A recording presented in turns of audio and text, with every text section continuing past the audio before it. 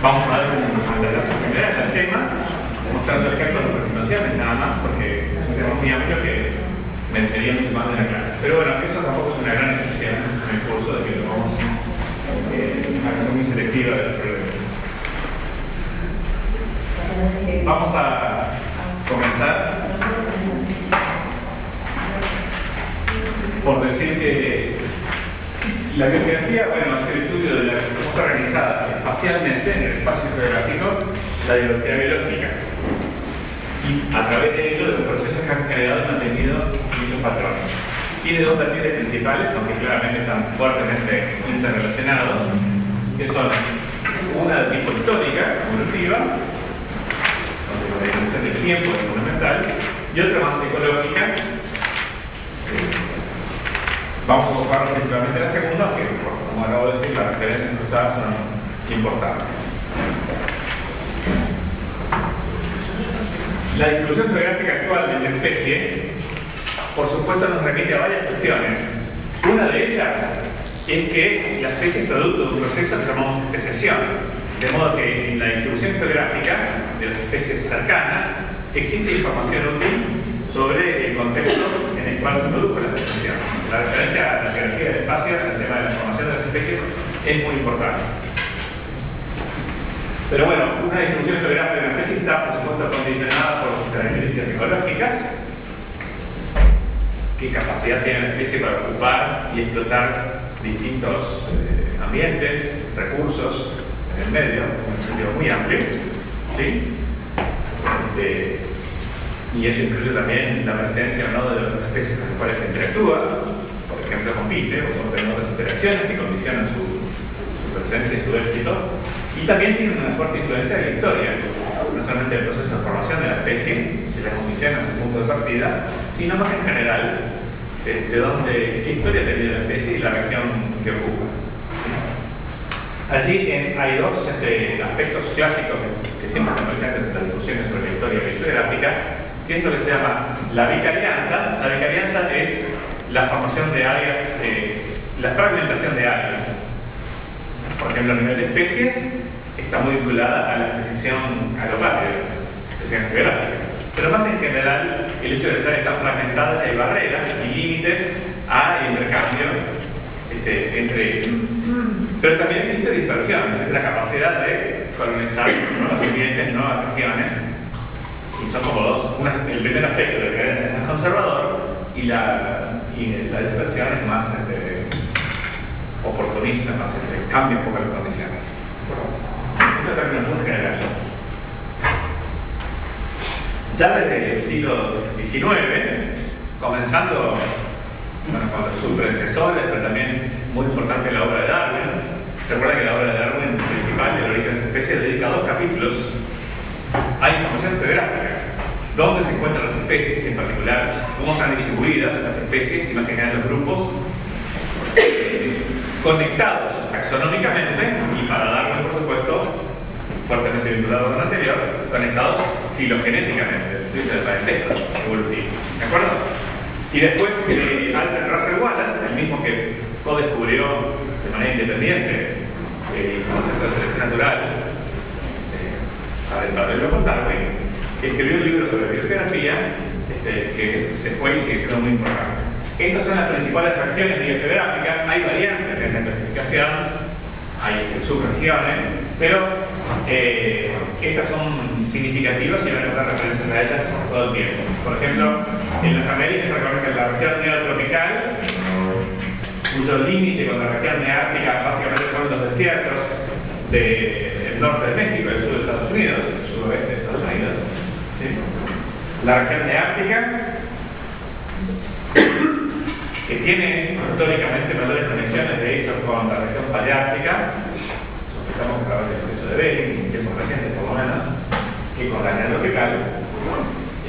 La región etiópica, básicamente África, Península Arábiga, la región oriental, India, sudeste asiático, y la región de Eurasia. Hay una línea muy famosa que acá no sabemos detalles, pero que separa islas, distribuye a una u otra región, a ambos lados, de manera muy minuciosa, y se llama la línea de Wallace porque Wallace estudió los límites de distribuciones geográficas de especies y grupos de especies de forma muy detallada, ¿sí? Y encontró que distancias muy pequeñas, comparadas con la escala continental, la profundidad que estaba considerando, hacían referencia, ¿cierto? Así estaban claramente vinculadas con una región de estas grandes y otras muy cercanas con otra región. Es un área de mucha actividad biogeográfica, tanto estudiosa de biogeografía como con cosas que han ocurrido a lo largo de la historia geográfica. Bueno, de modo que esta clasificación de grandes regiones sigue teniendo importante prioridad con algunas variantes. Claro, hoy sabemos cosas de la historia geológica de la Tierra que eran completamente desconocidas en aquella época, pero mantiene vigencia en la explicación principal. Ven que nadie le da mucha importancia a la Antártida porque tiene un fuerte énfasis en regiones geográficas continentales.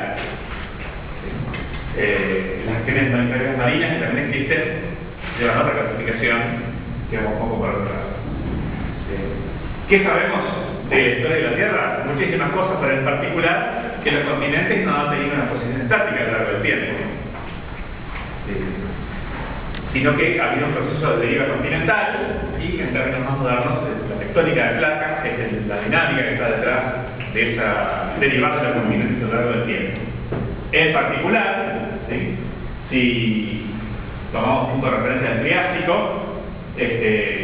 ya lo que era el supercontinente de Pangea mostraba una división clara en dos grandes bloques, lo que se llama Gondwana, los continentes australes, vamos a decir muy generales, y lo que se llama la Eurasia, Norteamérica y Asia.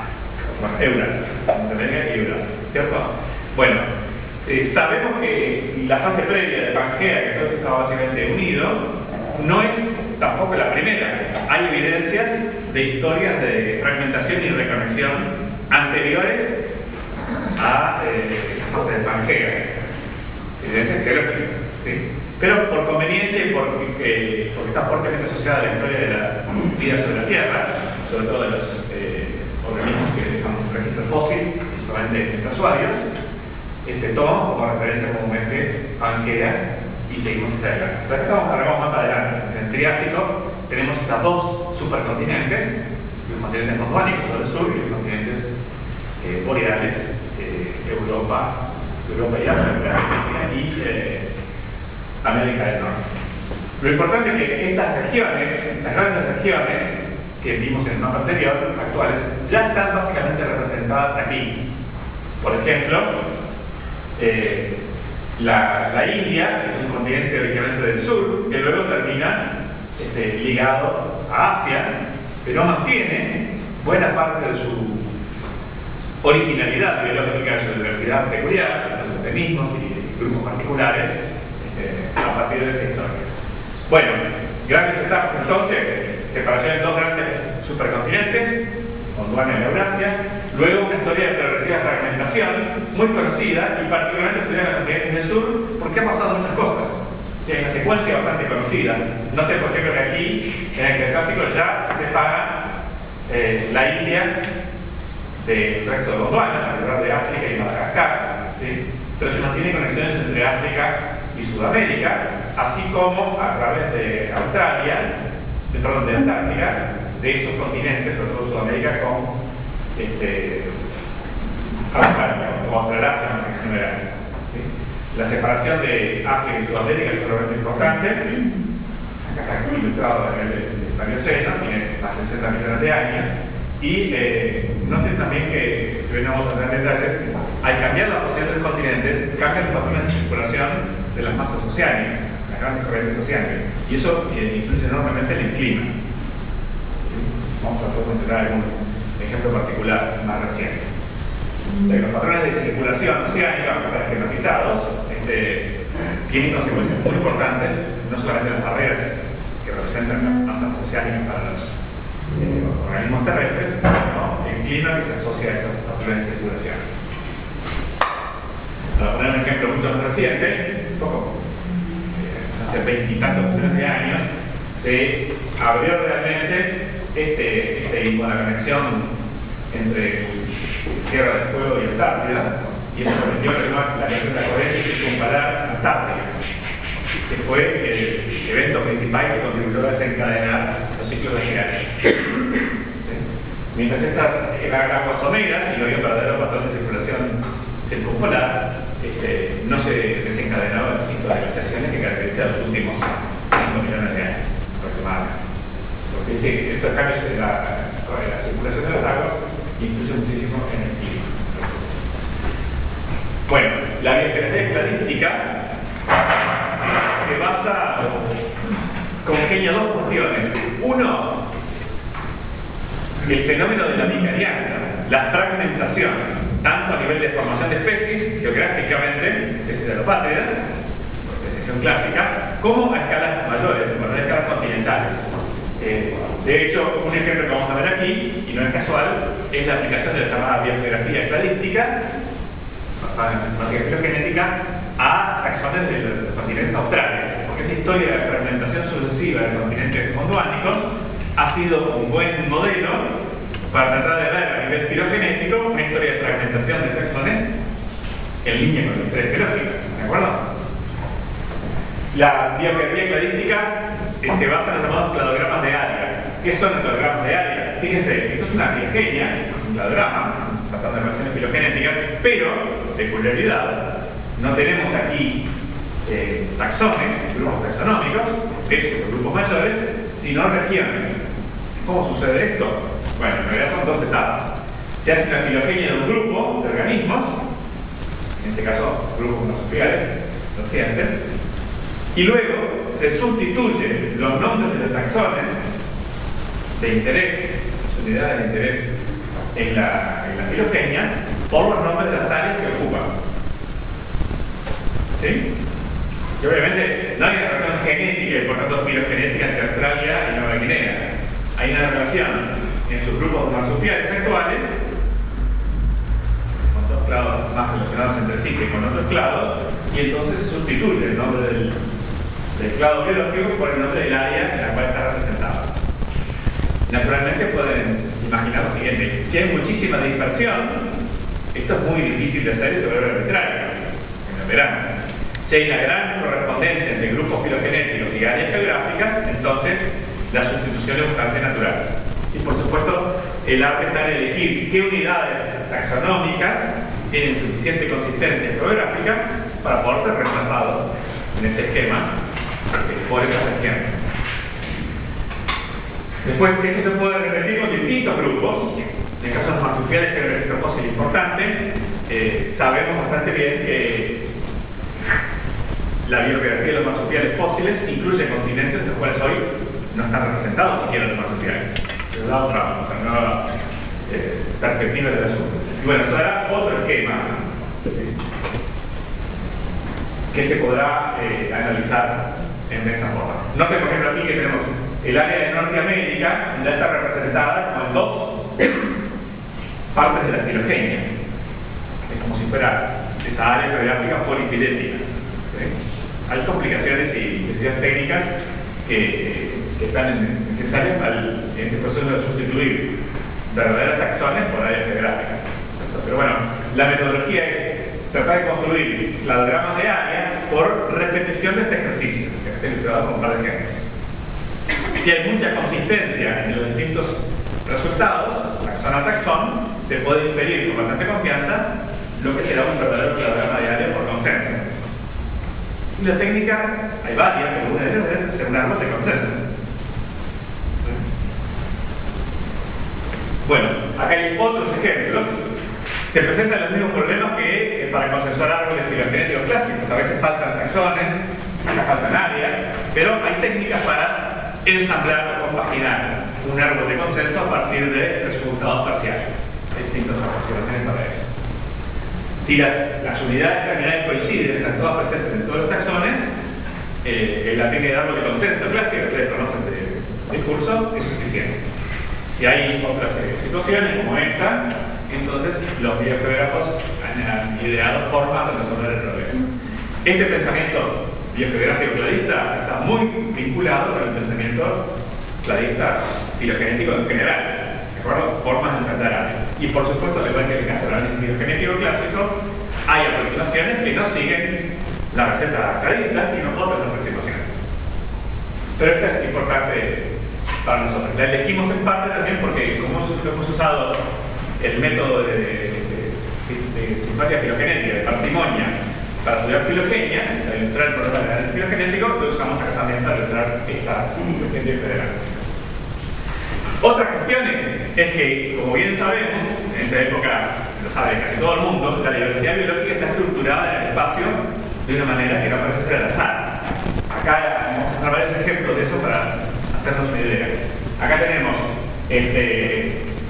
son organismos marinos, esta es la latitud, ¿sí? Y acá tenemos la cantidad de especies, simplemente en la eje vertical, a lo largo de esa latitud. Venga, bueno, hay dos grupos en particular, dos regiones estudiadas, pero ven que hay un pico, acá está el Ecuador. Hay un pico, no exactamente en el Ecuador, pero en la zona cercana al Ecuador, y luego la diversidad declina rápidamente a medida que nos alejamos hacia los polos. ¿De acuerdo? Otro ejemplo es el de la diversidad de murciélagos en las Américas. Acá combinamos la región neártica y la región neotropical. Bueno, el número de especies está representado acá por la densidad de colores, el número de colores, y bueno, salta a la vista que el Ecuador está por acá. ¿Sí? Hay una gran concentración de especies en las zonas tropicales, norte de Sudamérica, las laderas de los Andes en Perú, el norte de Venezuela, y en Centroamérica y Sur de México, son regiones tropicales clásicas. Hay también, como ven, otra zona de concentración que corresponde al bosque atlántico, sudatlántico occidental, la mar atlántica, ¿sí? Y claramente la diversidad de especies declina hacia los polos. Cuando llega al sur de la Patagonia hay la última especie de murciélago disponible en una zona, ¿de acuerdo? Algunas, pues sucede que es un endémico, no puede ser que es la cola de la distribución de especies tropicales, pero claramente la diversidad no está estructurada al azar. ¿Sí? Esta descripción, que es un conteo de especies por regiones, tiene una contrapartida filogenética. Los que estuvieron en la charla de Stutman recordarán que él mencionó un caso con ranas, donde la filogenia de las ranas tiene muchas especies tropicales y unas pocas ramas relativamente poco profundas a altas latitudes. Bueno, acá pasa lo mismo. No voy a mostrar una filogenia de los murciélagos, pero voy a mostrar una gráfica que refleja eso. Acá tenemos de latitud, que es para esta misma región de estudio, ¿sí? Y acá tenemos el promedio de las edades relativas de los taxa. O sea, tomo una región acá arriba, calculo la cantidad de especies están vinculadas entre sí, puedo calcular el promedio de la edad de divergencia entre los taxones de esa región. ¿Sí? Entonces, si las especies que están a altas latitudes son relativamente recientes, y además ayuda si están más o menos conectadas entre sí, la antigüedad promedio de los ancestros comunes a pares de taxa será relativamente baja. En cambio, si el grupo tiene una profunda historia de la región, las ramas serán más profundas, la antigüedad promedio del ancestro común a pares de especies de esta región será más antigua. Bueno, esto se puede hacer sobre una filogenia. No alcanza a contar las especies, sino que hay que ver cómo están distribuidas filogenéticamente las especies para hacer este tipo de cálculos. Y bueno, acá tenemos una relación negativa, lo cual sugiere que en promedio, si comparamos especies de los trópicos, desde el mismo grupo de murciélagos, encontramos edades de los ancestros comunes más antiguos, más profundos en el tiempo, y si nos alejamos de los trópicos, encontramos que las especies están más cercanamente emparentadas. Esta puede ser la mejor forma de hacer el análisis, porque si tenemos varias especies en una región, pueden representar distintos eventos de colonización, por ejemplo, de los trópicos hacia las altas latitudes. Y si tenemos varios linajes, la edad promedio aumenta artificialmente. ¿Sí? Sería de repente mejor tomar la antigüedad, la originalidad de las ramas, cuántas ramas, qué longitud tienen las ramas exclusivamente tropicales o exclusivamente de altas latitudes o lo que sea. Pero nos da una idea que se puede verificar con otros métodos de que existe una correlación, de que efectivamente hay mucha diversidad de los trópicos por varias razones, pero una de ellas es que hay una larga historia de presencia y diversificación del grupo a bajas latitudes, y hay unas pocas ramas que por tanto son relativamente cortas, que representan las especies que se han diversificado o han priorizado las altas latitudes. ¿De acuerdo? O sea, el patrón, si quieren, de diversidad ecológica, tiene detrás un patrón de diversificación filogenética particular. No es simplemente que las especies, sin importar su origen, se distribuyen más o menos al azar y hay menos especies a altas latitudes porque simplemente existe el ecosistema menos capaz de alojar, de acumular especies. Hay un efecto histórico de cómo se han diversificado las especies. Como ven, los efectos ecológicos e históricos están relacionados y no se trata, por cierto, como a veces pasa tristemente en la literatura, de elegir entre uno u otro, sino de ver cómo se congenian. También la diversificación filogenética ocurre en un ambiente ecológico, en un contexto ecológico y no en abstracto. ¿De acuerdo? Muy bien. Existen muchísimos ejemplos de este patrón de gradiente de diversidad biótica latitudinal. Acá hay uno, conteo de aves. Las aves están muy bien estudiadas, su presencia, su distribución, es un buen ejemplo. Y bueno, claramente si vamos a una zona por acá en Centroamérica tenemos 500, 600 especies, ¿sí? Y a medida que nos alejamos de los trópicos, el número de especies varía. Hay otras regiones, por supuesto, de concentración de endemismos, pero en general la tendencia es declinar el número de especies a medida que nos vamos a latitudes más altas. Pasamos de 600 a 60, está claro que es el patrón general. ¿De acuerdo? Esto no significa que estas zonas de concentración secundaria no tengan interés, pero no eliminar el patrón general. La biodiversidad, ya en sentido más amplio, por tanto de taxones seleccionados, está por lo tanto también concentrada en regiones. Si bien siempre existe un grado de arbitrariedad en la definición de áreas de endemismo y biodiversidad, aquí hay un mapa que ilustra algunas de estas cuestiones. Aquí, en este intento de mapear los centros de biodiversidad, ¿sí? Se suman una combinación de criterios. No solamente el número crudo de especies, el número crudo de especies prácticamente no dejaría regiones fuera de trópicos al elegir, sino también otros criterios como endemismo. No importa saber cuántas especies hay, sino qué grado de originalidad representan esas especies. La especie endémica es una especie que solamente se encuentra en esas regiones que estamos estudiando. Y también, más y más, en los últimos años ha habido intentos de tener en cuenta no solamente el endemismo, que un linaje es exclusivo de una región, sino la profundidad filogenética de ese endemismo. Me explico. Imaginemos que tenemos una región que tiene una especie endémica, entendida con respecto a otras regiones que también podemos considerar, ¿sí? Acá tenemos una especie endémica de interés. Bueno, una cosa es si esta especie es una especie de un género que tiene una amplia distribución en otras partes, una segunda especie no endémica acá.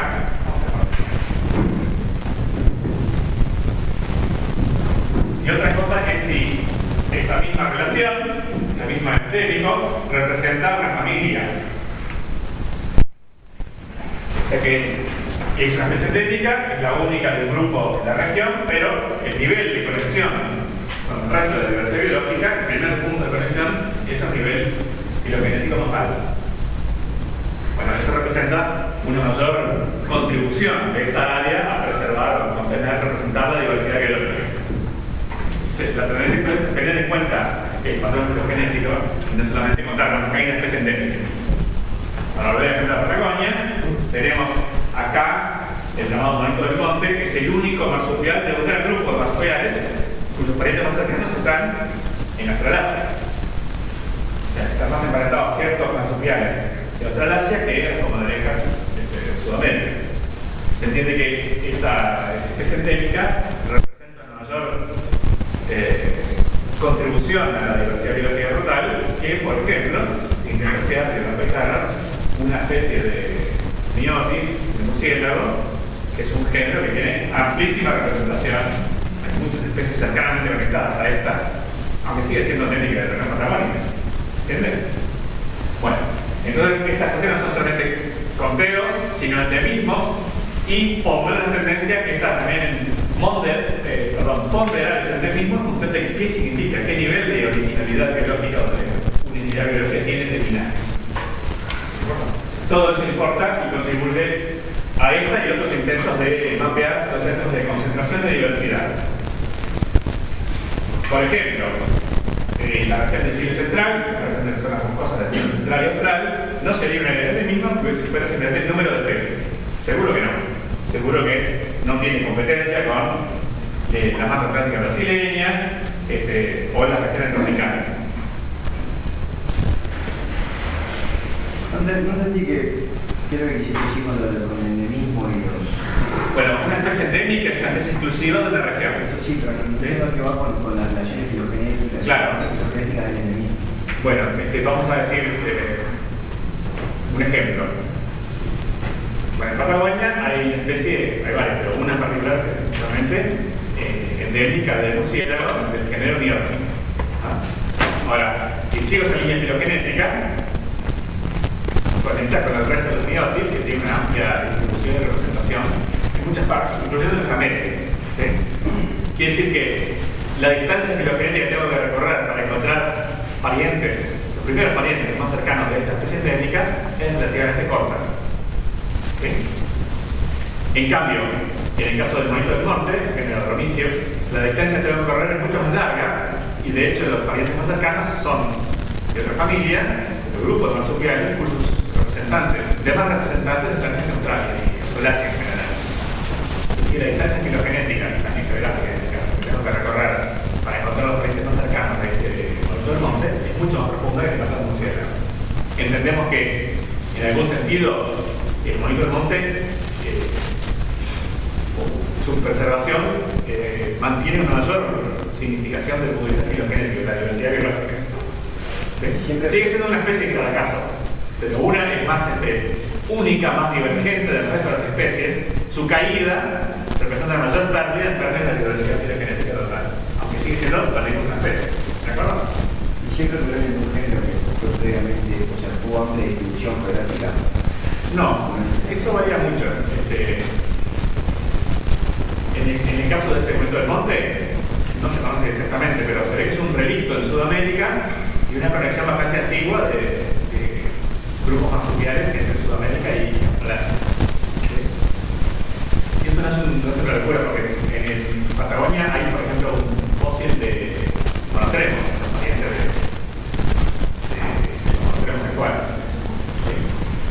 Pero en el Paleoceno. Y también se sabe que había conexiones antes de las fases más glaciares, de los climas más fríos de los últimos millones de años, había conexiones biológicas viables entre Australasia y Sudamérica a través de Antártida. Hace 30 millones de años la Patagonia era subtropical, tropical, y había otras conexiones más viables de lo que hoy sabemos. Entonces, el monito del monte es un proyecto de una conexión muy antigua y representa una línea filogenética más original, ¿sí? que el murciélago y el género Myotis todavía presente en la misma zona de la Patagonia. Entonces, naturalmente, ¿cómo pesamos esa originalidad filogenética? Es todo un problema metodológico mucho más complejo que contar especies endémicas, ¿de acuerdo? Pero bueno, vamos a decir que históricamente la primera aproximación era el número de especies totales o del grupo X, que son como bandera o la referencia. ¿Sí? Después pasó el número de especies, sí, pero también qué fracción de esas son endémicas de la región. ¿De acuerdo? Aporta, enriquece la evaluación. Y lo siguiente es, esos endemismos, o en general las especies que están aquí presentes, qué grado de originalidad, de unicidad filogenética, de diferenciación filogenética contiene. Pensando que su eventual desaparición puede representar una pérdida más o menos grande de biodiversidad. Tiempo de divergencia. Si no tenés el tiempo, sí, buscas otras medidas indirectas. ejemplo, le da más importancia a la pérdida de una familia que a la pérdida de una especie dentro de un género. Falta de mejores medidas, ¿de acuerdo? Naturalmente hay un montón de problemas taxonómicos, como decís, sabemos que dos especies del género Plasmodium, Protozoaria, tienen una divergencia muchísimo mayor que dos familias de mamíferos. ¿Sí? ¿Qué hacemos con eso? Es todo un problema. Pero la idea que quiero dejar es que ponderar el número de especies con criterios básicos como su grado de endemismo y su grado de originalidad filogenética. Bueno, por supuesto que la diversidad biológica tiene componentes ecológicos. Está asociada a la latitud y está asociada al clima. Y eso se puede manifestar a distintas escalas. No hay discusión acá de que hay una mezcla de efectos históricos y efectos ecológicos. Esto es un simple ejemplo donde el número de especies de la región más restringida, en Gran Bretaña, está correlacionada con una medida del clima, que es en este caso la temperatura en verano. Hay una enorme varianza, por supuesto, es una relación determinista, pero existe una relación evidente. Es decir, que hay factores ambientales que están condicionando la distribución de las especies. Por ejemplo, en aves, para hacer modelos paleoclimáticos, modelos de distribución basados en registros, es muy común que se usen muchas variables, modelos referenciados, pero una de las principales, ¿sabes?, son medidas de temperatura. Temperatura media anual, temperatura media en las estaciones, variación media de temperaturas entre estaciones, cuestiones entran casi seguramente en cualquier modelo para predecir la distribución de una especie o de un conjunto de especies. Después entrarán otras, clasificación, altura, un montón de cuestiones más, pero la temperatura suele ser una de las primeras variables, más importantes variables de los modelos predictivos de distribución. Bueno, otro factor que también es muy significativo para predecir distribuciones y número de especies es lo que se llama el efecto de área. Hay una relación conocida entre el área disponible y el número de especies que una región puede contener. ¿Cómo medimos el área? Bueno, depende. Los primeros estudios, y no es casual, son de lo que se llama la biogeografía de islas o insular. Porque bueno, las islas son unidades bien definidas para especies terrestres y nosotros tomamos el área de la isla como una primera medida de esa capacidad, del tamaño del ambiente disponible.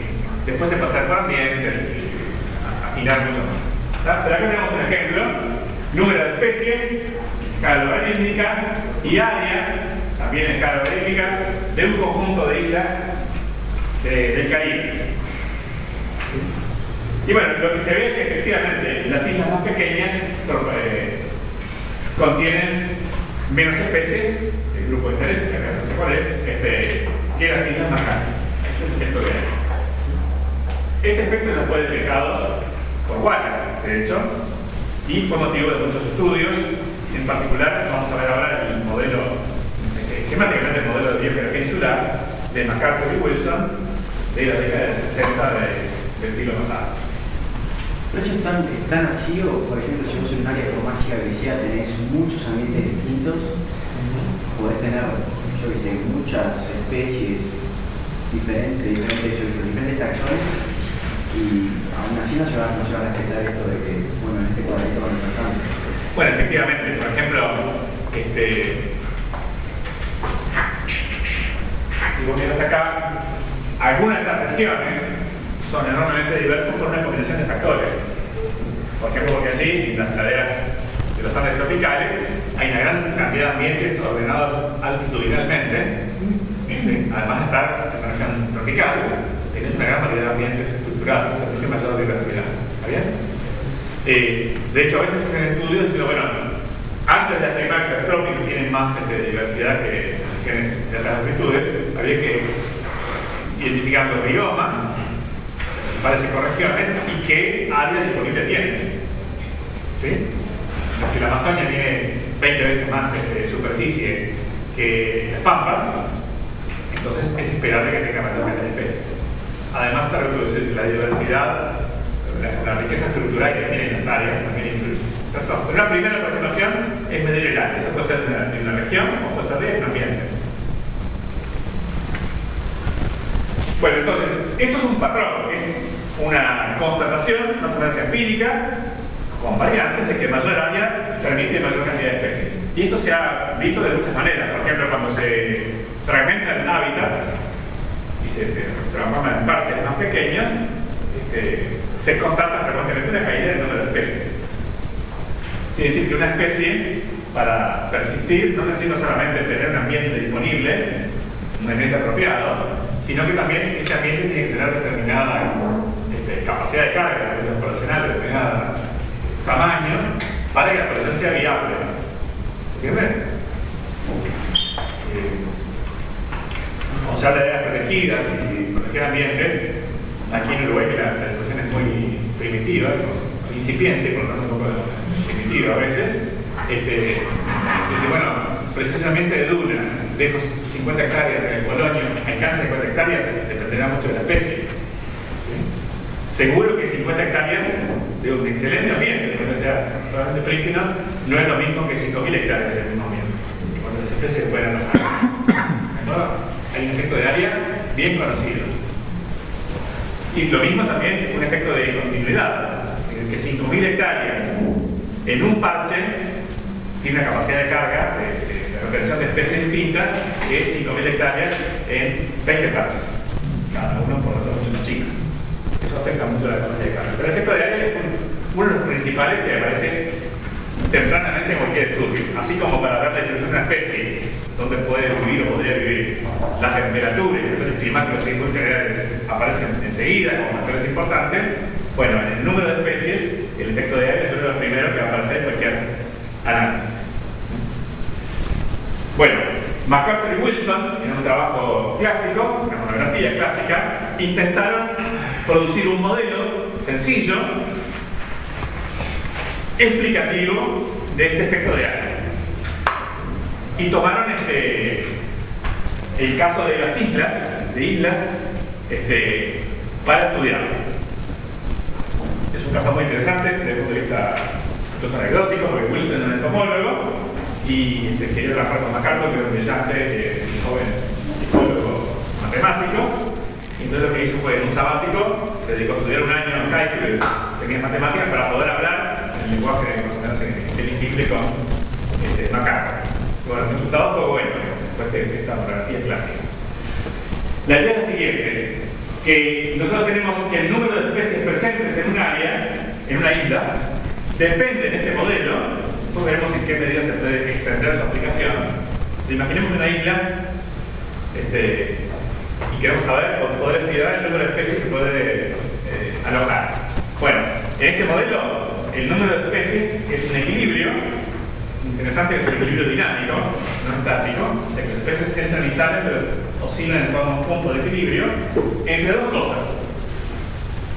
Este modelo no permite especiación, simplemente permite dos fenómenos: inmigración, las especies llegan a la isla a una determinada tasa, y extinción, las especies que están en la isla tienen cierta probabilidad de desaparecer. ¿De acuerdo?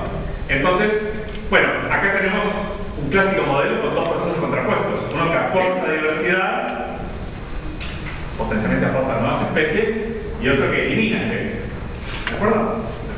Bueno, entonces vamos a tener un equilibrio dinámico que dependerá de las tasas correspondientes, en este caso de inmigración y extinción. Por supuesto, en esta descripción cualitativa, simplemente de las características generales del modelo, no vamos a presentar por qué estas características son curvas y no rectas, entonces lo dejamos de lado, simplemente vemos las tendencias. ¿Sí?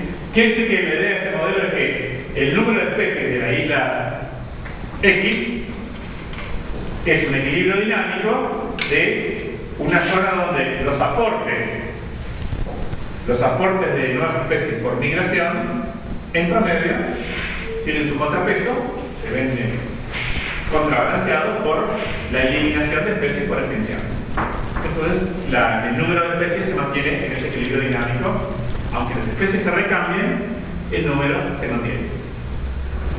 Como un modelo dinámico, esto no significa que el equilibrio sea completamente inamovible. Significa que en un periodo habrá más especies que lo esperado por el equilibrio, en otros menos, pero esas oscilaciones tenderán a estar en el entorno del punto de equilibrio. ¿Cómo puede cambiar ese punto de equilibrio? Bueno, el modelo nos dice cuáles son las tasas que lo configuran. Es decir, el cambio de una o ambas tasas afecta el punto de equilibrio. Por ejemplo, noten que este modelo no tiene especiación, o sea que las especies son siempre migrantes.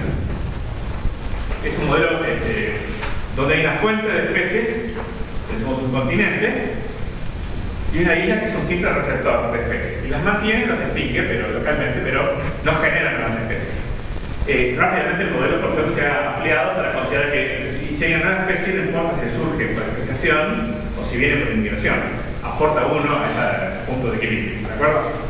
Pero bueno, si la fuente de inmigración es más lejana, la tasa baja y por tanto el punto de equilibrio se corre hacia menos especies.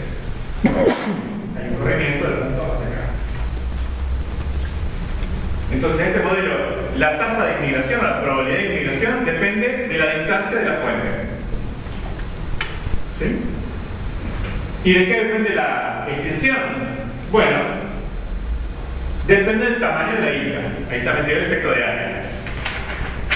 Tiene islas más grandes, por la razón que sea, más superficie bruta, más riqueza de ambientes, la razón que sea, va a tender a tener una mayor capacidad de cobijar especies, o sea, una menor probabilidad de extinción en este modelo. Y el equilibrio se corre en otra dirección. ¿Está claro? Sí. La emigración de la isla no funciona. ¿Qué cosa? La emigración. Una emigración, bueno, si la especie se mantiene, que algunos miembros de la especie se vayan a otro lado, no importa. ¿Está? Bueno, entonces este modelito tenemos una fuente de inmigración del continente y una isla donde los procesos contrapuestos son la inmigración y la extinción, que una especie puede también, si quieren salir, pero salir en el sentido de extinguirse, ¿no? No que van de representantes, que exploradores, sino una especie que desaparece o que sale del sistema. ¿Sí? Inmigración, extinción. La inmigración depende de la distancia y la extinción del área de la isla. Eso como que bien sencillo. ¿Interés que tiene el modelo de sus variantes más modernas? Bueno, muchísimo, porque noten que yo puedo adaptar el modelo a otras circunstancias. Mi área ahora no es una isla, es una superficie continental. Mi área es una reserva que quiero diseñar o de la cual quiero regalar la mitad. Quiero saber cuál es el efecto de esa pérdida de área. ¿Sí? Si tengo posibilidad de comprar 100.000 hectáreas y tengo que decidir si compro una unidad de 100 hectáreas o dos de 50.000, bueno, para dar un efecto de área que puedo considerar la proximidad a otros ambientes o otras regiones que pueden aportar migrantes. También es importante. ¿De acuerdo? Se adapta o sienta las bases, pero bases adaptables y flexibles para un montón de problemas, desde muy teóricos, de la biodiversidad, hasta extremadamente prácticos. Bueno, así son los buenos modelos, por lo menos de partida. Son sencillos, extremadamente sencillos, pero contienen algunos elementos esenciales de la realidad que quieren reflejar. No todos, pero algunos. Y esos algunos son importantes, sin ser los únicos. ¿De acuerdo? Por ejemplo, un modelo más sofisticado puede agregar un montón de variables, pero difícilmente puede no considerar el área. Es decir, que el área es una cosa simple pero muy importante. No va a desaparecer por más que puede enriquecerse con aportes adicionales. Bueno, entonces, esta panorámica simplemente desde puntos de vista, casi como pantallazo sobre el problema de la diversidad biótica, lo vamos a resumir de esta manera. Bueno, la comprensión de la abundancia y la distribución de las especies refleja procesos que han operado desde escalas de corto plazo, ecológicas, la degradación dinámica, la apertura de un nuevo ambiente, ¿sí? La creación de una conexión entre dos áreas previamente inconexas, hasta escalas más profundas, históricas, como bueno, los ciclos glaciares, las conexiones entre los continentes. Uno de los grandes factores cuya comprensión requiere la integración de ecología y de evolución, y hay un montón de modelos que impugnan para explicarlo, es el gradiente latitudinal de diversidad biótica o de biodiversidad. Ese es un problema importante porque es un fenómeno bien conocido que requiere de explicaciones teóricas. Algunas de esas explicaciones han venido más del lado de la ecología y otras del lado de la historia. Tuvimos bastante contundente, es decir, que la explicación evolutiva general, que es el tema de que como los ambientes fríos son muy recientes, la diversidad biológica está concentrada en los ambientes tradicionales, que ha ocurrido siempre la diversidad, menos tropicales y cálidos, y solamente algunos pocos linajes, por ejemplo de ranas, o por ejemplo de murciélagos, han logrado radiar o expandirse con cierto éxito, pero éxito moderado, a regiones de baja temperatura. Entonces ecólogos dicen, bueno, no, esos ambientes tienen una radiación solar, y esa es la fuente de última energía del sistema, y eso condiciona, efecto de cascada, toda la diversidad que se pueda acumular. Efecto más ecológico. Y así está la parte interesante de la discusión. El caso de la biodiversidad de islas, bueno, ha propuesto modelos muy sencillos que permiten investigar los equilibrios dinámicos entre inmigración, que se puede extender a especiación, y el efecto de área, que se puede ampliar con una riqueza de lo que contienen esas áreas, ¿sí? Y estos dos factores son extremadamente importantes, más allá de que seguramente son insuficientes para explicar toda la riqueza de los fenómenos de acumulación o pérdida de especies. Ha logrado su modelo calcular algunos elementos esenciales que son puntos de partida muy significativos. Vamos a hacer un pequeño corte y después pasar a otro aspecto del tema. Voy a hacer algo que me gusta hacer, pero me gusta hacer poco, porque no, es hablar de tomados del problema. Vamos a tratar de ver una aproximación al problema un poquito distinta. Como habrán podido apreciar desde la breve introducción de la guerra de la pasada, el énfasis está en los aspectos macroecológicos o macroevolutivos. Por ahí tenemos la definición de macroevolución. Es decir, aparentemente la unidad de análisis sea el simple conteo de la biodiversidad o de cómo cambia el espacio del tiempo, es la especie o el paradigma. El tema de la biogeografía es un tema típico de la macroevolución. Son patrones de gran escala. No significa eso que contradigan la microevolución, pero que son patrones macro. Los ejemplos que voy a poner ahora de trabajo que hemos hecho acá en el laboratorio son tomar el problema macro pero desde la microevolución, desde adentro de las especies, simplificando un poco, porque siempre hay una interacción también en la zona de conexión entre la micro y la macroevolución. Pero bueno, el problema general ya lo referimos, que es el gradiente de biodiversidad y qué procesos ecológicos y evolutivos podrían estar detrás de ese gradiente. ¿Sí? En general, aunque no son excluyentes estas dos cuestiones, hay factores ecológicos, condiciones ambientales, nutrientes, energía, esas cuestiones que hacen el soporte de las especies. Y hay factores históricos, procesos que generan y permiten la acumulación de especies. Digamos que en el tema, si pensamos en el equilibrio ecológico, la diversidad del sistema es toda la que el sistema es capaz de lograr. En el proceso evolutivo, la diversidad del sistema es aquella que el sistema ha logrado generar. Tal vez podría alojar más, pero no ha generado más. ¿Sí? Se entiende que un sistema no puede tener, todo pensar que puede tener más especies que puede sostener ecológicamente. Pero sí puede tener menos si está fuera del equilibrio y no ha llegado a su máximo potencial. Bueno, los efectos de cambio climático son muchos, pero nos interesan los últimos millones de años, caracterizados por los ciclos glaciares.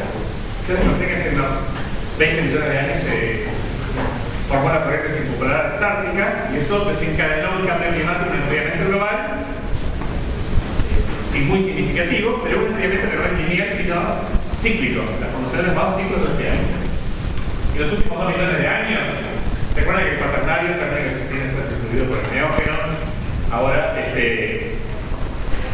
en el siglo XIX se descubrieron las 4 glaciaciones, o evidencia de 4 glaciaciones clásicas en Europa.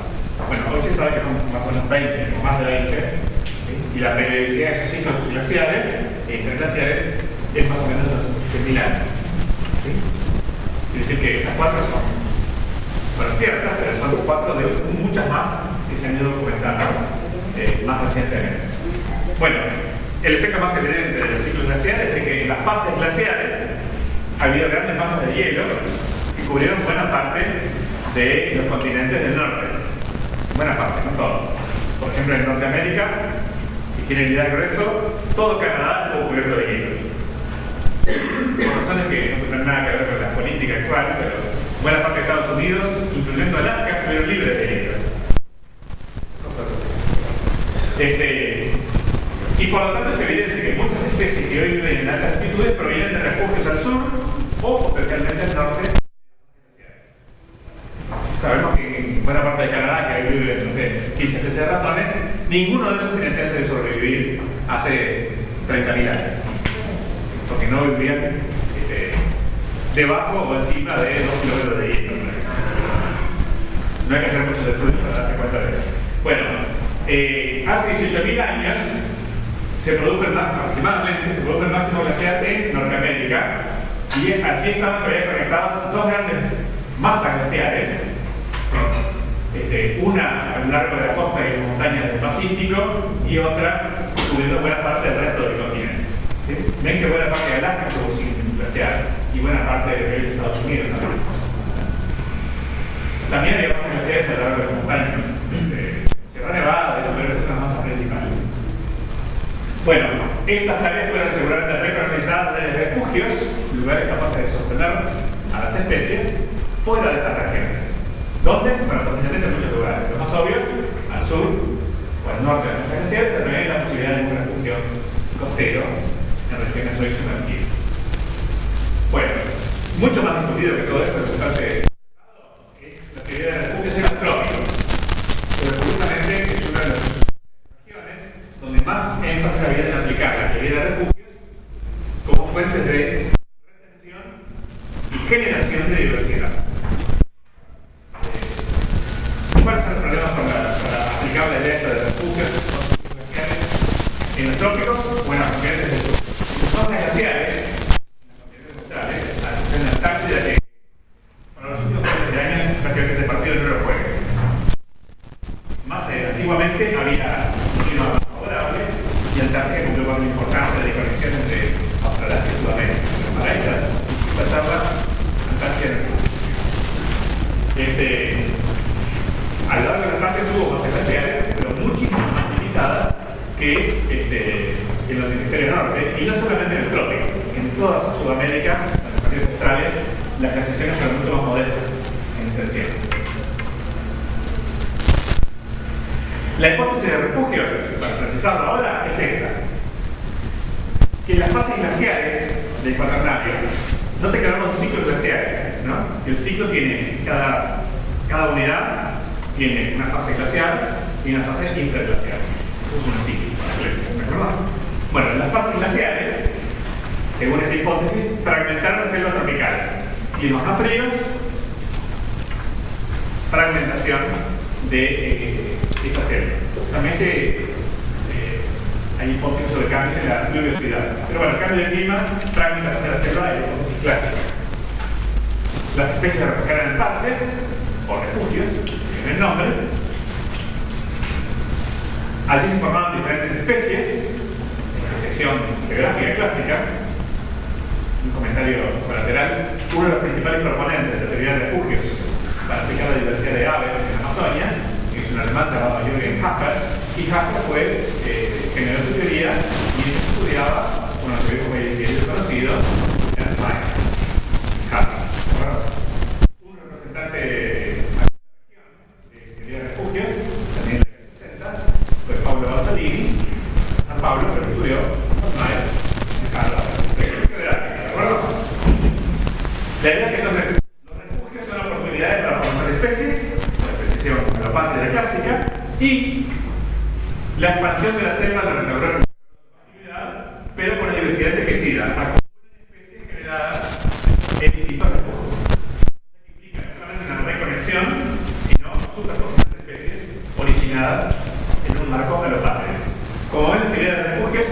es una versión particular asociada a los ciclos glaciares de la teoría que se hizo parte de Alemania. Teoría, esa parte ampliamente aceptada. Tal vez lo más discutible de esta teoría son los dos puntos extremos. Primero, si realmente se fragmentó la selva de manera significativa, el trópico cambió tanto su ambiente que fragmentó la selva efectivamente, o no, punto de arranque, y también el punto final, si cuando se forman especies endopátrias, realmente se superponen y acumulan más y más especies a medida que los ciclos se repiten. Si se mantienen endopátridas o parapátridas, no hay acumulación de número de especies por área, ahí es el total, pero no.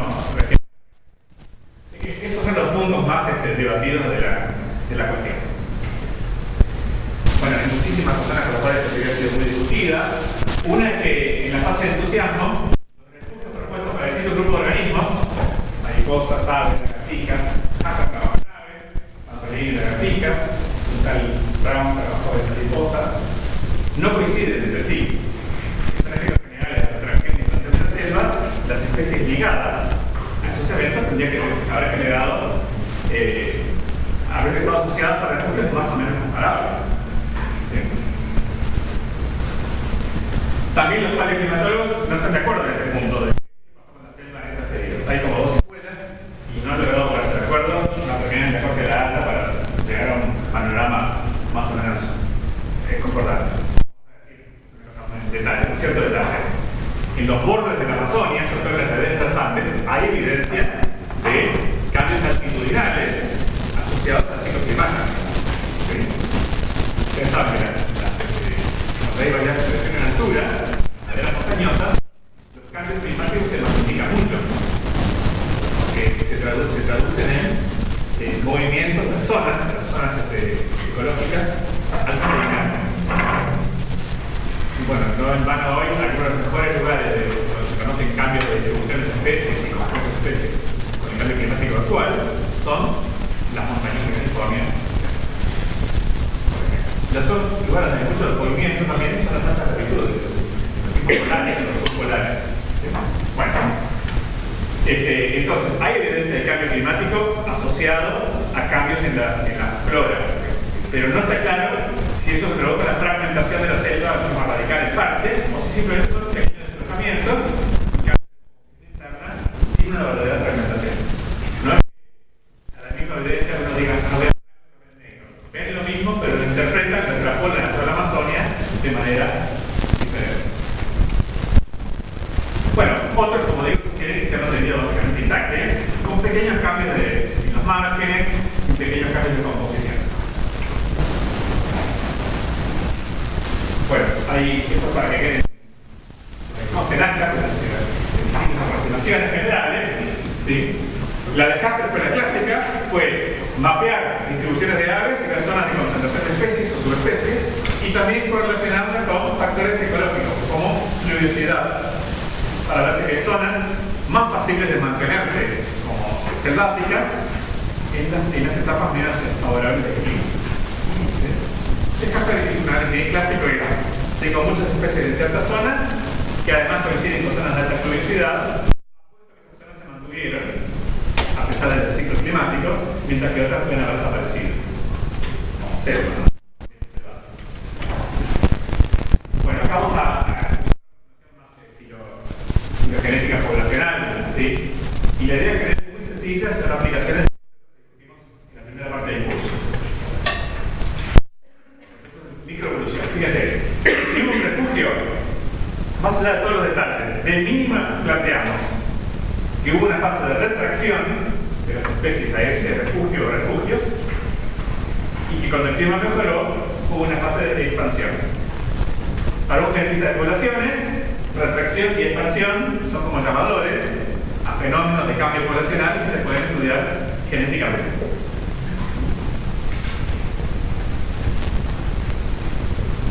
Entonces vamos a ver la última sección, sobre todo en el caso de Norteamérica, de los señores del norte, y tiene varias características de interés práctico que son, primero, es una evolución que duró mucho tiempo. No fue uniforme la temperatura, hubo oscilaciones, pero por lo menos unos 60.000 años duró esa última sesión. Como todo redondeo, es difícil un proceso que es oscilante ponerle un principio y un final definido y una duración fija, ¿no? Pero es aproximadamente eso. Y además interesa también, tengo que pasarlo, que terminó hace poco tiempo en términos evolutivos. ¿Sí? No cambia mucho, son 20.000 o 15.000. Le estamos en un periodo interglacial y ese periodo ha durado poco comparado con el largo periodo glacial, o la fase glacial de la cual venimos. ¿De acuerdo? Entonces, estas ideas nos llevan a un modelo conceptual de cómo debieron haber variado las poblaciones en respuesta a estos cambios climáticos y estas cambios. Entonces, el otro punto es que desde el punto de vista evolutivo, los efectos de estos ciclos climáticos pueden estar presentes dentro de las poblaciones. Bueno, vamos a repasar en forma de caricatura casi conceptos sobre coalescencia que estudiamos con un poquito menos simplificada durante el curso. ¿Se acuerdan que el modelo de coalescencia es tomar una muestra de helio en el presente y mentalmente trazar su historia genealógica hacia atrás? Por ejemplo, sabemos que dos alelos, cualesquiera, deben tener algún ancestro. Acá elegí un par que tiene el ancestro común más cercano en el tiempo, del presente. Y ese proceso se repite a medida que avanza mentalmente hacia atrás. Recuerden que la probabilidad de coalescencia dependía del número de alelos, que son los pares disponibles para coalescer, y también del tamaño de la población. La coalescencia, que refleja la deriva genética, ocurre más rápidamente en promedio en una población pequeña que en una población grande. ¿De acuerdo? Entonces, el patrón esperado de la población estable es que los tiempos medios de espera entre eventos coalescentes se van alargando a medida que nos adentramos en el pasado. Eso es esquematizado así. Porque la población es la misma, es estable, pero el número de pares va bajando a medida que se producen eventos de coalescencia. Muy bien. En una población estable tenemos un tamaño constante y el proceso ocurre al ritmo de la deriva genética que vamos a escribir de forma muy cualitativa. Ahora, si la población proviene de un refugio pequeño y hoy es muchísimo más grande, por ejemplo, que se abrieron enormes áreas para la colonización, por lo tanto la expansión poblacional, entonces tenemos que el ritmo de la coalescencia, que es el mismo que antes en esta parte de la historia, en esta parte más reciente, pero en el pasado debe haber sido muchísimo más intenso, mucho más rápido. Arrancamos, vamos a ir hacia atrás. Arrancamos con la misma genealogía, el árbol es el mismo, los mismos tiempos de espera, pero mantenemos en la parte cercana al presente ese mismo ritmo y acá se produce una precipitación de eventos de coalescencia que en una población grande hubieran demorado muchísimo más en producirse. ¿De acuerdo? Así que la genealogía es la misma, pero como si hubiera un comprimido de acá hasta acá. Y este punto coincide aproximadamente con el tiempo de cambio demográfico. ¿Sí? Esa es la idea general. Entonces, lo interesante de esto es que la genealogía, yo tomo los alelos hoy, tiene una genealogía, yo no conozco, pero está allí, subyace a la variación genética que voy a estudiar. La genealogía está deformada por un cambio demográfico histórico si ese es suficientemente reciente para afectar el coalescente que estoy estudiando. Yo no voy a ver esta genealogía, lo que voy a ver que son los cambios genéticos, las mutaciones asociadas a las distintas ramas. Como cuando hacen un análisis genético y comparan las secuencias, ¿cierto? Entonces, la idea es ver cómo el cambio poblacional cambia la historia de los genes. Ya vimos ese contraste. Y después, ahora, cómo esos cambios en el patrón genealógico afectan el patrón mutacional. Después lo vamos a aplicar en los casos de interés. ¿Sí? Primera cosa, yo no conozco la historia de los genes. La puedo reconstruir parcialmente a partir de sus similitudes y diferencias. Por ejemplo, el punto de partida más general, la información viene es, si tengo dos secuencias, son secuencias, estos telegramas, secuencias empíricas, ¿sí? Dos cualquiera en laboratorio. Y hay una diferencia entre ellas, eso significa que hubo al menos un cambio, puede haber habido más, pero sin homoplasia o al menos un cambio en ese sitio en una de las dos ramas que conectan a las alelos con placenta. Porque se requiere una diferencia por lo menos para que las dos secuencias tengan un sitio diferente. ¿De acuerdo? Muy bien. Entonces, yo no sé la longitud de esta rama, pero sé que la longitud de esa rama me condiciona, bajo neutralidad, el número de cambios que pueda acumular. ¿Sí? Indirectamente, el patrón mutacional me refleja cuán largas son las ramas y cómo se conectan entre sí. En los estudios filogenéticos eso lo uso para tratar mi inferencia sobre las relaciones de parentesco. En los estudios poblacionales lo uso para hacer inferencias sobre si la población se ha mantenido estable o ha cambiado de tamaño u otras cuestiones más demográficas. Bueno, una población estable que tiene energía con muchos eventos de coalescencia cercanos al presente y tiempos de espera entre eventos cada vez más largos a medida que me voy hacia atrás, tendrá una cierta distribución de cambios. ¿Recuerdan? La idea es que una rama más larga tiene más chances de tener más mutaciones asociadas a ella. Si la probabilidad de mutaciones no importa, ¿no? Acá digamos algunas más o menos al azar, hay ramas tienen mutaciones, o tienen varias, pero la idea es que esa distribución de mutaciones es una realización de un proceso que es al azar, pero está condicionado por la forma y la longitud de la genealogía. ¿De acuerdo? Quiere decir que esto lo puede imaginar como tirando un número de mutaciones más o menos al azar, pero está condicionado por la longitud de las ramas. Ramas más largas tienen más chances de ligar alguna mutación. ¿Sí? Por tanto, alelos más lejanos, filogenéticamente, obvio, tienen más probabilidad de ser distintos, más sitios, que alelos más cercanos, filogenéticamente. Muy bien. Y el asunto que, si me paso una población, bueno, ahí tengo algunos ejemplos. Marqué en verde lo que en sistemática filogenética diríamos autapomorfías, cambios exclusivos de ramas terminales, y marqué en rojo cambios compartidos, sin apomorfías, compartidos por lo menos dos alelos descendientes. Solamente para visualizar el patrón de cambio. Y acá tenemos bueno, que esta autapomorfía sería la presencia de una G en un sitio particular en la que además alelos tienen una A, por ejemplo. Esta sería en otro sitio de ADN, tendría otra letra distinta aquí que las demás, y así sucesivamente. En una población en expansión, recuerda que es como comprimir toda esta parte profunda de la genealogía. Acá el esquema lo hice con un doble efecto que traduce lo mismo. Estiré la parte cercana al presente y comprimí la parte más antigua. Cambié la proporción entre las dos cosas. Entonces, ¿qué pasa? Proporcionalmente tengo más ramas largas exclusivas que ramas largas compartidas. O para decirlo mejor, la longitud de las ramas externas e internas de la filogenia es distinta del balance que en este caso. La tendencia entonces, por ejemplo, que voy a tener, por supuesto, como tengo menos cantidad de generaciones, las generaciones más cortas tienen menos cambios. Pero además, los cambios van a tener un balance distinto, porque va a haber más cambios únicos, exclusivos, de ciertos linajes, y menos cambios compartidos. El balance de las dos cosas siempre cambia. El punto de esta gráfica no es necesariamente que vamos a ponernos a contar caracteres compartidos y caracteres exclusivos. La idea es que la información genética queda con un balance distinto de características en un caso y en otro. Yo podría explotar la diferencia entre la cantidad de rojo y la cantidad de verde para hacer una prueba de hipótesis de población estable o de población en expansión.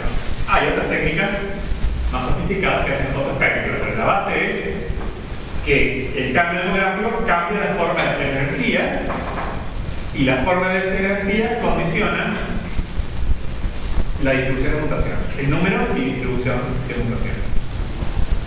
Exactamente cómo, qué cuentas hay que hacer, eso se lo dejamos a los genetistas de poblaciones, en particular japoneses. Hay muchos muy importantes como Tajima y otros que hicieron sus trabajos en Japón. Bueno, ahora podemos tratar de ver si el patrón mutacional en distintas regiones y en distintas especies es compatible con un escenario de estabilidad demográfica o con un escenario de expansión demográfica presuntamente potencial. ¿De acuerdo? Los números después que vamos a hacer son cuestiones técnicas que no vamos a discutir en detalle. Nos vamos a quedar con la idea de que es posible remarcarse y hacer las cuentas necesarias para contrastar un escenario de expansión versus la hipótesis nula, que sería la estabilidad, la ausencia de cambio, porque la especie o su área han sido totalmente insensibles al cambio climático.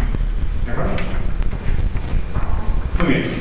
Vamos a tomar un ratoncito de Norteamérica, que tiene una amplia distribución, para ver cuáles son las señales de estabilidad o cambio demográfico que tenemos en distintas áreas de esta especie. Está descrito por casualidad, ocupa distintos clados geográficos, en celeste, acá en lila, y así sucesivamente, estos 4 clados. Y acá tenemos una medida de expansión, no nos interesa aquí, cuál es un coeficiente de un modelo de expansión exponencial. ¿No? G por rho, crecimiento. ¿No? Y bueno, si crecimiento es 0, estabilidad, si es negativo hay pérdida de tamaño, si es positivo, se estima un crecimiento histórico de la población, o sea, expansión demográfica. Veis que a medida que me voy del sur y este al norte y oeste de la distribución, las señales de expansión pasan de nulas, no hay esa expansión acá en las montañas rocallosas, en las montañas rocallosas de Colorado y Nuevo México, a una señal cada vez más fuerte a medida que me voy hacia el norte. Es una especie que ha sido, lo sabíamos de antes de hecho, un típico colonista del sur hacia el norte y un colonista seguramente post-glacial.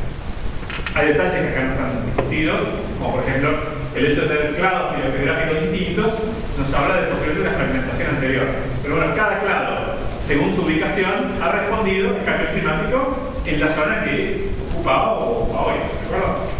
Los clados más del norte seguramente han tenido que expandirse mucho más para colonizar las áreas que ocupan que los clados más al sur, que han sido más estables. ¿Sí? Esa es la idea. Bueno, no hay grandes sorpresas, pero sí, lo importante es que el método funciona. A medida que uno se mueve en la geografía, encuentra señales claras compatibles con lo que sabemos del punto de vista geológico de la historia de la zona. Quedando muchos detalles para discutir después. Bueno, si ahora pasamos eso a escala logarítmica acá, y acá está el ratón trilargo, ven que la escala logarítmica ya las gráficas son más moderadas, las adecuadas de crecimiento, y acá vemos las mismas regiones pero para un montón de especies. ¿Sí? Lo que vemos que es que las especies que viven solo en el norte, como esta ardilla voladora, bueno, muestran evidencia de expansión, no tienen un contraste de la población más al sur. Las especies que ocupan varias áreas tienen poblaciones estables en el sur y poblaciones que se han expandido en las áreas más al norte. Todo consistente con que estas poblaciones, o sea, estos clados, han tenido oportunidades de expansión postglacial mucho más marcadas que estas regiones. En términos geológicos, estos son animales de climas relativamente fríos. Acá están restringidos a montañas, donde en realidad seguramente el hábitat que ocupan hoy es menor que el que ocupaban hace 10.000 años. Porque hoy día las zonas de vegetación habían bajado, pero los espacios glaciares, es imposible ver hasta más hábitat en esa época que ahora. Claramente en Canadá es lo contrario. Antes no había casi nada disponible y ahora hay enormes espacios que estas especies han colonizado. Lo otro interesante es que estos patrones se aplican, se repiten desde una musaraña hasta un oso negro. Una musaraña que pesa 2 o 3 gramos como adulto, hasta un oso negro de varios un par de órdenes de magnitud por arriba. Es decir, que no es una cosa característica de la especie A o B o C, sino de las áreas en las que esas especies viven o vivir. Bueno, ahora vamos al caso polémico, porque todo esto es ratificación de que el método funciona en un caso más o menos conocido, predecible. Y bueno, y acá tenemos uno de los más conocidos refugios propuestos por Casper y otros es el refugio de Inambarí. Inambarí es esta zona acá en la confluencia de Perú, Bolivia y Brasil. ¿Sí? Allí Casper detectó una alta concentración de especies de aves y subespecies, endemismos, y altas pluviosidades que le hicieron pensar que esta zona pudo haber sido el refugio del cual luego se expandieron especies y poblaciones a todas las zonas marcadas en el sur. Bueno, ahí justo en esta zona había estudios fauna de mamíferos, hicimos un estudio igual al de Norteamérica en esas especies. Con 11 especies, esta escala es la misma que después acá viene la otra parte de la gráfica de Norteamérica, es una escala logarítmica de evidencia de expansión, y bueno, tenemos un código de colores: rojo, expansión; amarillo, dudoso; gris, no, negativo. ¿Sí? Ven que hay una especie, un ratón largo, que seguramente se expandió en esta región, y las otras 10 o son dudosas o simplemente hay evidencia de estabilidad demográfica. Entonces la rareza es esta especie que se desmarca del resto, y eso puede ser por dos razones. Primero, un área puede ser estable, e igual una especie puede ser invasora por haberse expandido recientemente. Tiene derecho y pudo haber tenido la oportunidad de hacerlo. La otra posibilidad, porque nos molesta, es que la selección natural también afecta el patrón mutacional de las especies. Si acá puede haber habido una barrera selectiva, una barrera mitocondrial favorable, barrió con la variación, y el patrón posterior se parece bastante a un patrón de expansión demográfica. Por la razón que sea, el grueso de estas especies sigue un patrón muy distinto, mucho más estable, que el de las especies norteamericanas. ¿Sí? Acá está entonces, todas estas especies están en la zona de valores bajos de expansión y no significación, y solamente una se compara a los clados o especies de Norteamérica.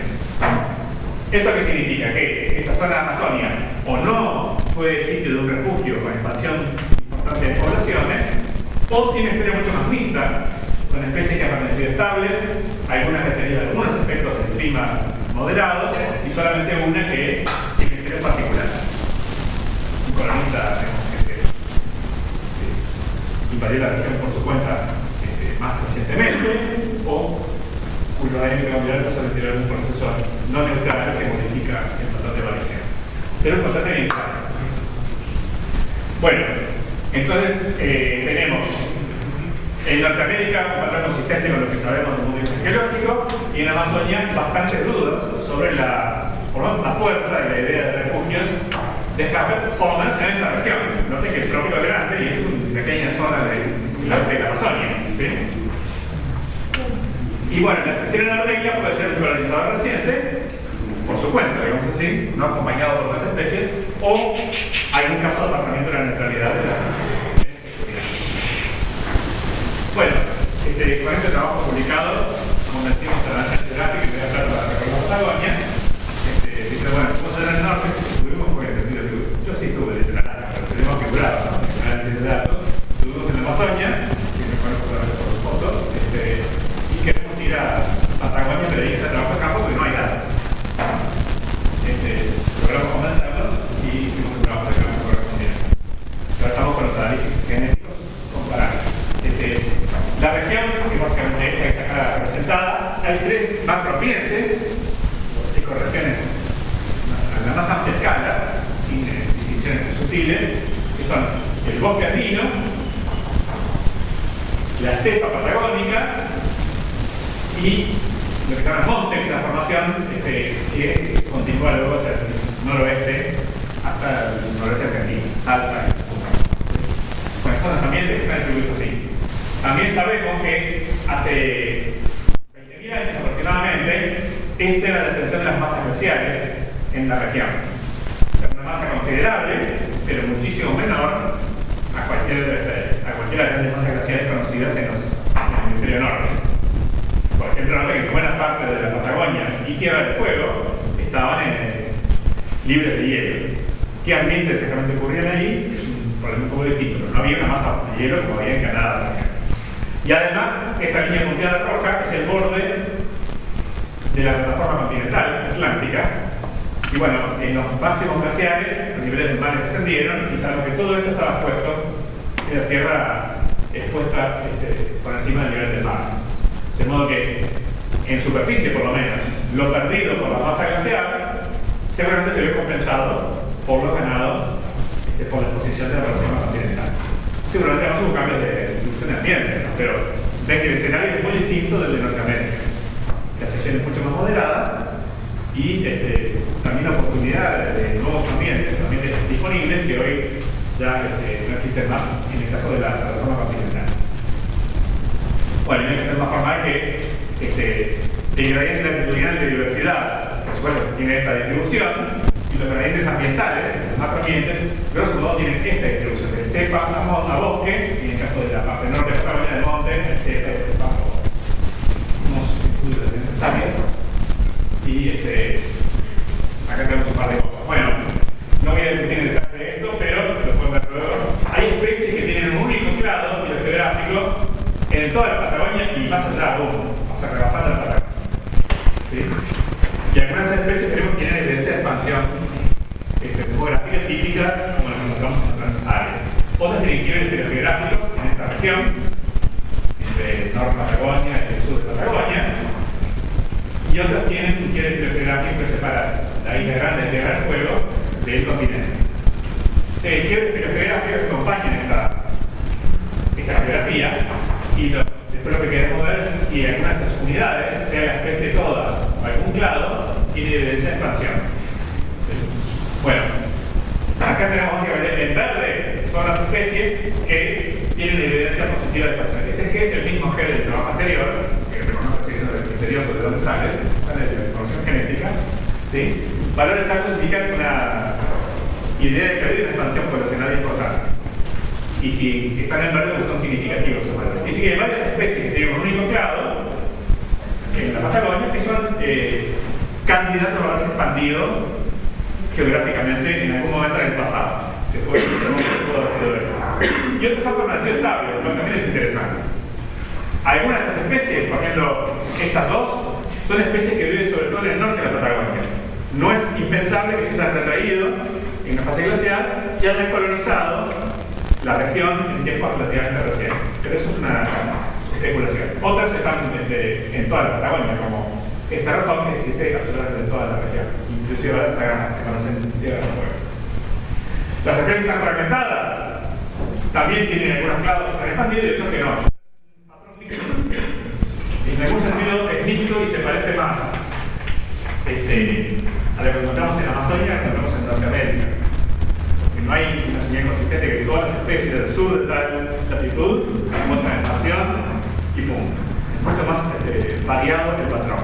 Una mezcla de casos de expansión y casos de estabilidad. Un poco independientemente de la región. Acá hay una clave del sur de la Patagonia que no muestra de expansión. Acá hay uno del sur de la Patagonia que sí lo muestra. Acá hay uno en toda la Patagonia continental que lo muestra, pero también lo muestra en el fuego. Muestra mucho más matizado. Bueno, en este trabajo, que está sin publicar, vamos a revisar un poco, hicimos un esfuerzo adicional, que es el siguiente. En el trabajo anterior de Norteamérica, tal vez porque es tan evidente el tema de la expansión post-glacial, ni siquiera intentamos estimar cuánto fue la expansión demográfica. Porque si algo estaba en Canadá y antes había kilómetros de hielo de altura y enormes superficies, pensamos expansión después de que se dio la desaparición. Pero aquí, con una historia mucho más sutil de cambio climático, nos pareció importante tratar de estimar cuándo ocurrieron los eventos de expansión en los casos de que hay evidencia. ¿Sí? Eso implica más numerología que no voy a discutir, pero en breve lo hicimos así. Calculamos. Bueno, con los patrones mutacionales se puede estimar el tiempo de expansión en términos relativos, en unidades mutacionales, de cuántas mutaciones se necesita para que transcurra ese tiempo. O sea, se puede acumular el promedio de ese tiempo. O sea, un valor relativo del tiempo mutacional, se llama a veces. Para convertir eso en tiempo real, hicimos una filogenia de las especies y hicimos una calibración del reloj molecular, pero es un reloj molecular flexible o relajado, donde se puede estimar una tasa de mutación para cada una de las especies. Entonces, esas tasas de mutación, tanto por millón de años, se pueden usar para convertir, por simple regla de 3, el tiempo mutacional en tiempo en años. Bueno, entonces, esta es una escala logarítmica del tiempo desde el presente hacia el pasado. Esta es la ubicación del último máximo glacial, hace aproximadamente 20.000 años, en Patagonia. Y esto quiere decir que si los eventos de expansión fueron postglaciales, tendría que estar por debajo de la línea, y si fueron más antiguos, tendría que estar por arriba. Bueno, para esta especie, para este ratón en Tierra del Fuego, las estimaciones tienen una gran varianza, que todo este rectángulo, que es el intervalo de confianza, al 95%, de ese tiempo de expansión. Y ven que va desde 15.000 años, no, 11.000 años hasta 100.000 años, es muy amplio. Este incluye en ese rango tiempos más recientes o posteriores al último máximo glacial. Es decir, que esta estimación, muy conservadoramente, es compatible, aunque no demuestra, es compatible con que esta especie se ha expandido en Tierra del Fuego después de la última glaciación. También es compatible con elementos anteriores, ¿no? Pero no excluye la posibilidad de que sea un verdadero caso de expansión postglacial. La mayoría de las demás lo incluyen. La mayoría de las demás tienen tiempos de expansión que se separan muchísimo de los últimos 20.000 años. Por ejemplo, acá, estas dos especies tienen intervalos de confianza que son muy amplios, como este, están comprimidos porque es una escala de calibre, ¿sí? Pero todas claramente más antiguas que los últimos 100.000 años. ¿Qué significa esto? Que todos estos eventos de expansión están documentados, o los datos, en Patagonia existieron, pero muchos se remiten a eventos climáticos anteriores al último máximo glacial. Como la historia de la región en términos glaciales es mucho más moderada, climatizada que los continentes del norte, es posible que el último máximo glacial no sea una barrera infranqueable y que toda la versión genética de la especie actual tenga que provenir de efectos postglaciales. Es una historia mucho más compleja que se ha de haber pasado hace tiempos mucho mayores. Como esto está basado en un solo gen por especie, esos intervalos son muy amplios y no queremos decir, bueno, este es el último interglacial, este es el penúltimo, eso queda para después. Pero se insinúa una zona de eventos más o menos recientes, los últimos 100.000 años, otra zona en torno a los 100.000 años y otra zona por encima de los 200.000. Habría que estudiar más genes de cada especie y más detalles para saber afinar estos resultados. Bueno, generalizando. El acervo genético de una especie es producto de su historia, eso tendría que ser obvio, ¿no? Así como la biología filogenética es producto de una historia, que es geográfica, y no solo de cuántas especies puede cobijar un área, ¿sí? La variación genética de una especie interna es producto de su historia. Y por lo tanto, ¿sí? Descifrar esa historia requiere examinar esa diversidad con una perspectiva histórica. Por ejemplo, aquí aplicamos una teoría, un modelo de coalescente que permite justamente eso, o sea, hacer predicciones sobre qué patrón genético tiene una especie si proviene de una historia estable, demográficamente, o una historia de colonización, expansión demográfica reciente. Así se pueden hacer las predicciones sobre su dirección geográfica y otras tasas de tipos genéticos, etc. Las dinámicas evolutivas asociadas a los ciclos climáticos y a este gradiente de latitudinal de diversidad biótica operan en todos los niveles.